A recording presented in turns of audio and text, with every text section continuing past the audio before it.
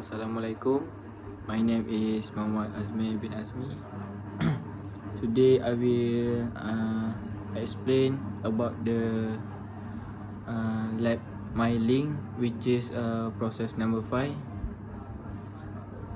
The selected machine is concher mill rectangular pocket inside, and the cutting tool is MEW and mill.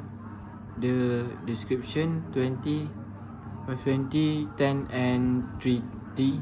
The number of insert of loads is 3.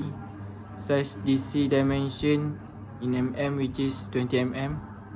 The LH and LH dimension is LF 110 and LH is 30. For the cutter material, use carbide. For the cutting speed is 274 meter per minute.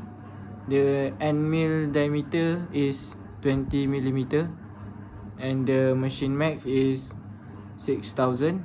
And for the cutting edge of slots is 3, and spindle speed is 4360.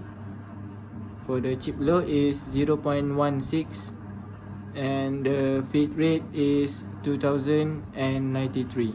For the first T is 100 mm per 2093 mm per minute, and the second T is 0.048 min.